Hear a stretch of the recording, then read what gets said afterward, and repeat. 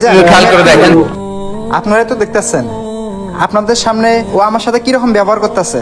ও প্রত্যেক দিন নিয়ত আমার সাথে এরকম খারাপ আচরণ করে। আমিও তো একটা মানুষ। আর একটা কথা ভাইজান, পাশের ফ্ল্যাটের ভাবি তারা কি কিনছে না না কিনছে সেগুলো নিয়ে ও প্রত্যেক দিন আমার সাথে ঝগড়া করবে। ভাইজান এখন আপনি বলেন তো, সবার ইনকাম কি এক সমান? সব পুরুষে কি সমানভাবে ইনকাম করে? এখন ভাইজান আমার যে ইনকাম আছে সেটা নিয়েই কিন্তু আপনার ছোট বোনের সন্তুষ্ট থাকতে হবে, কিন্তু সেটা সে না করে আমার সাথে প্রতিনিয়ত ঝগড়া করে যাবে, সব সময় একটা অশান্তি সংসারের ভিতর লাগাই থাকবে। আসলে ভাইজান এভাবে তো আর সংসার করা যায় না। আর ভাইজান আপনি তো জানেনই এই দুনিয়াতে আমার বাবা মা নেই। আমি ছোটবেলায় থাকতে আমার বাবা মা এই দুনিয়া থেকে চলে গেছে, তারপরে আমি অনেক কষ্ট করে এই পর্যন্ত আইছি। আর একটা কথা ভাইজান, সেই বাবা মার পরে কিন্তু আমি আপনাদেরকে সম্মান করি, কিন্তু ও সেটা মানতেই চায় না। আর সবচেয়ে বড় কথা হলো ভাইজান, আপনার বোন পরের জিনিসের উপরে লোভ করে বেশি, তার জন্য আমি একটু রাগ হয়ে ওর গালে দুটো থাপ্পড় মারছিলাম।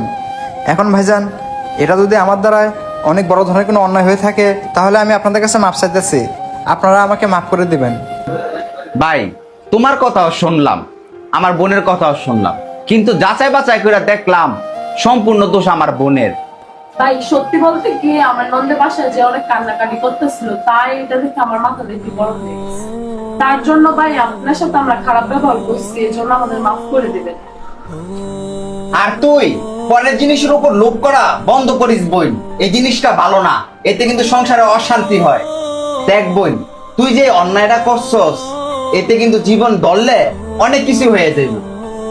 আর বোন, তোর জামাই যতটুকু ইনকাম করে নিয়ে আসে অতটুকুই তুই সন্তুষ্ট থাকিস।